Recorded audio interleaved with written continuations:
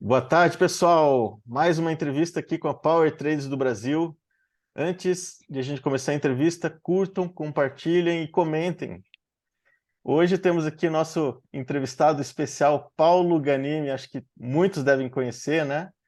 Quem não conhece, é o nosso deputado federal do Novo até o ano passado e que vai falar um pouco aqui sobre os projetos do setor de energia voltado aí para gás, energia elétrica mesmo, né? E, enfim, as pautas que ele apoiou. Boa tarde, Paulo. Muito bem-vindo, obrigado por aceitar a entrevista. Boa tarde, André. Boa tarde a todos que estão nos assistindo aqui. É um prazer estar aqui com vocês e falar de um tema que eu gosto muito. Muito bem. E como que você foi para esse setor elétrico, Paulo? Como é que você chegou aí como deputado, né? E foi praticamente aí o nosso anjo da guarda aí do setor elétrico, né? Dando maior força para abertura de mercado, enfim. André, como candidato a deputado ainda em 2018, eu falei muito que eu ia tratar da pauta de desenvolvimento econômico, né? Como melhorar a economia do Rio, do Brasil como um todo. E quando eu entrei na Câmara, eu percebi que não dava para falar de desenvolvimento econômico sem pensar na área de energia. Então, eu entrei na Comissão de Minas e Energia, eu fui membro da Comissão de Minas e Energia ao longo do meu mandato todo, e acabou que o tema energia se tornou muito importante. Então, desde a área de óleo e gás, mas também do setor elétrico. E o setor elétrico, nos últimos 4 anos, foi alvo de muita atuação ruim, às vezes, até de deputados, de parlamentares, por conta que, como é um setor muito regulado, a relação público-privada ela é muito próxima, né? E Hum. ali a gente atua muito para evitar, justamente para dar garantia, segurança jurídica, respeito ao contrato e um respeito também, né, da liberdade econômica, que é uma defesa nossa, minha também. Então, acabou que eu me debrucei no setor elétrico por conta de ser um setor tão importante, desde o custo do Brasil, mas também na geração de emprego e renda. Muito bom. Deputado, Lei do Gás. Você é autor do requerimento de urgência que foi aprovado no plenário e ajudou muito o Brasil. Pode falar um pouquinho sobre esse projeto que foi para frente, né? Foi um sucesso? André, esse tema foi o tema que talvez eu tenha mais atacado como tema, né, como pauta no parlamento, no Congresso. Quando a gente chegou na Comissão de Minas e Energia, ele estava ali meio em banho-maria. É um projeto antigo, já tinha muitos anos que tinha sido apresentado, e a gente conseguiu, reunindo outros parlamentares que tiveram bastante atenção para esse projeto, o Ministério de Minas e Energia na época, né, aí o mercado também se uniu. Uma coisa que foi muito interessante é que a gente conseguiu chegar num consenso de um texto que ele não era 100% perfeito para ninguém, mas ele era 80% perfeito para todo mundo. E isso é a graça da política, e ali foi, acho que, um momento que a gente conseguiu avançar num projeto que todo mundo concordou. Tiveram algumas pessoas que tentaram atrapalhar, mas é muito raro um projeto ser aprovado na comissão e ser sancionado pelo presidente sem mudar nada. E esse foi o caso. Ele foi aprovado na Comissão de Minas e Energia, no plenário da Câmara, no Senado alteraram, mas a gente voltou atrás na Câmara de novo, e o presidente da República sancionou sem nenhum veto, sem nenhuma mudança. Isso graças um movimento muito grande de uma relação muito boa. E o requerimento de urgência que eu apresentei, que foi aprovado, fez com que esse projeto fosse aprovado no plenário. E é muito legal porque a gente não tinha, desde 2009, investimento em gasodutos no Brasil. O projeto dá segurança para quem quer investir, ele muda o sistema de concessão para um sistema de autorização, desburocratiza. Antes a gente tinha que ficar esperando o governo querer investir em gasoduto, em infraestrutura, né, em unidade processadora de gás, né, e tudo isso. Agora não. Agora é o mercado é quem é o motor do desenvolvimento do setor. Né? E para o Brasil é importante, para o Rio de Janeiro, meu estado, mais ainda, porque 49% do que é produzido de gás no Brasil está no Rio e 70% das reservas estão no Rio.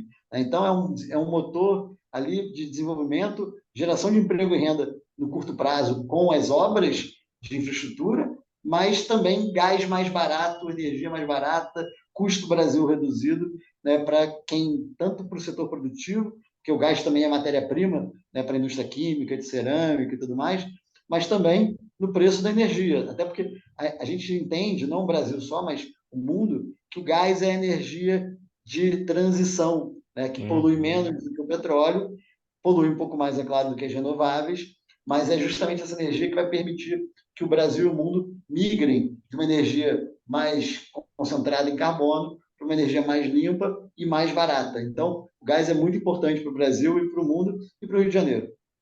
Sem dúvida, essencial para as termoelétricas, que são usinas perto da carga, têm menos perda, dão a segurança, né? No Brasil, a gente sempre foi privilegiado de ter um sistema termoelétrico, né? Onde a térmica aí, ajudava a regular os reservatórios, né? Então, esse sempre foi aí o E segredo térmica, do... nesse caso, a térmica a gás ela é muito menos poluente, mais eficiente e barata do que a térmica a carvão. Exatamente, hoje em dia, com os filtros que a gente tem de chaminé, é praticamente poluição zero e o custo de despacho de uma térmica a gás é muito mais barato do que uma diesel ou carvão, né? Então é Exato. só vantagem, né? Para quem entende um pouco, sabe que a térmica a gás ainda é uma usina que tem que ficar por muito tempo e ser mais explorada, né? Muito bom. PL 414, que você apoiou bastante, né? Quer contar um pouco aí sobre a abertura do mercado? Como é que... Exato. André, o mercado livre de energia, quem é grande consumidor já conhece, né? Os grandes consumidores já estão nesse mercado há bastante tempo, o Brasil avançou nesse sentido, mas ele parou no tempo. O que aconteceu? A gente teve uma evolução lá atrás que permitiu os grandes consumidores entrarem no mercado livre, ou seja, negociar diretamente com as empresas geradoras de energia pelo seu elétron, né? O que é muito interessante. Quem está em casa não conhece tanto do mercado de energia, a gente acha que energia brota, né? Sai aqui, tem a luz, tem internet, tem tudo aqui, tá chegando porque você bota lá e conecta na tomada. Mas ali tem dois tipos pelo menos dois, né, André? Você conhece até mais do que eu. Tem pelo menos dois tipos de entrega, né? O Uhum, fio que chega na sua casa, na sua empresa, e o uhum, elétron que chega lá. E hoje a gente contrata, né, o consumidor pequeno, residencial, né, pequenos comerciantes, indústrias, eles têm que contratar as duas coisas da mesma empresa. Né? Eu, no caso, aqui no Rio de Janeiro, né, tem a distribuidora, não vou falar que nome, mas a distribuidora que entrega energia na minha casa. Com o uhum, Mercado Livre de Energia, você pode falar o seguinte, olha, a distribuidora ela vai continuar entregando energia na minha casa, mas o elétron, que é o produto, né, que vem ali dentro, eu posso contratar de uma outra empresa, se eu quiser. E essa é a graça também. Se eu não quiser ter dor de cabeça, se eu achar que o que a minha distribuidora fornece já está bom, eu mantenho a contratação com ela. E até, André, muita gente vai pensar, mas a distribuidora não vai querer isso. Não, pelo contrário. As distribuidoras apoiam esse movimento, por quê? Porque ela ganha dinheiro hoje, geralmente, mais até com a distribuição, que é o serviço que ela presta, do que comprando e vendendo elétron para as pessoas. Então, sim. para ela separar as duas coisas, não é um problema. Então, o setor todo é favorável. Claro que tem nuances, tem pontos importantes, mas dá essa liberdade para o cliente negociar, para o cliente, inclusive, não só negociar preço, mas ele pode, inclusive, negociar a fonte que ele quer comprar. Né? Se alguém tem uma preocupação maior com o meio ambiente, ela pode comprar mais elétron ou uma diversificação, né? Um mix de energia de uma empresa que é mais politicamente correta, ambientalmente correta, ela escolhe esse mix, ou ela contrata uma empresa que faz o trade, em vários modelos. E além disso tudo, eu acho que vai gerar um desenvolvimento de inovação, startup, outras empresas, soluções para o consumidor, que vai gerar emprego, gerar né, um boom no setor elétrico que o Brasil pode ter com esse projeto. Infelizmente, o projeto parou ano passado. A gente acreditava muito que ele ia ser aprovado na Câmara, ele já está aprovado no Senado, ou seja, se nada mudar, ele é aprovado na Câmara, ele vira lei, né? Claro, vai para a sanção presidencial. Eu acreditava que ele ia ser aprovado no primeiro semestre do ano passado, mas tiveram alguns movimentos políticos que nem eram ligados a esse tema, mas sim a temas correlatos, como, por exemplo, o Brasduto, que era uma construção de um grande gasoduto que é ruim, tentaram botar dentro desse projeto. Aí o projeto Uhum. não teve força para avançar. E aí o projeto está parado. Eu espero que essa legislatura agora consiga avançar com esse projeto. Eu acho que ele é super importante tanto para baratear a conta de luz, da transparência, botar, responsabilizar o cliente ele vai começar a entender qual é a participação dele também no mercado. Acho que isso é super importante e super positivo para o Brasil. Sem dúvida, o Mercado Livre é uma coisa que todos querem, né? O produtor de energia, a distribuidora, porque ela se concentra no fio, que é o negócio dela, o consumidor quer muito, né? Que você tem aí uma queda de preço no Mercado Livre, né? Você pode contratar com geradores mais baratos.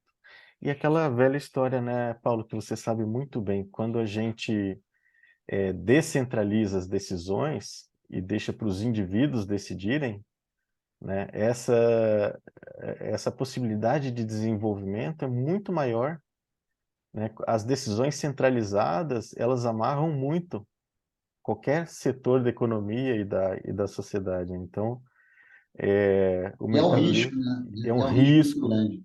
e é um risco que quem está decidindo não está pagando por esse risco, né? Quem vai pagar por esse risco é aquele que vai consumir, né? Que vai ter que entregar, enfim. Então, assim, nossa, sou entusiasta da 414. Aí você tem Legal. também um projeto da PL 4012 de 2021 que tira a CDE da conta de luz, né? E transfere para o orçamento da União. Eu achei bem interessante essa Esse é um, ideia. esse é um projeto, eu diria, polêmico, não polêmico do ponto de vista conceitual, mas difícil de avançar, Uhum, porque quem não conhece, né, a CDE, ela é onde coloca tudo que é incentivo, alguns sociais, né, que eu acho que até tem que existir mesmo, alguns setoriais, que eu acho que não deveriam, nem todos, né, alguns deveriam até existir, mas no curto prazo, mas ali é uma conta que nós pagamos como consumidores para dar subsídio para alguém. Né? E alguns deles, como eu falei, tarifa social, né, energia para chegar lá nos povos mais remotos, na Amazônia, e tudo mais, faz sentido ter. Né? Acho que é um papel social nosso. O problema todo é que, geralmente, o que é o correto dentro da política pública é que política pública que tem de atender uma parte da população, ela não deveria estar na conta de luz. Ela deveria estar sendo paga dentro do orçamento.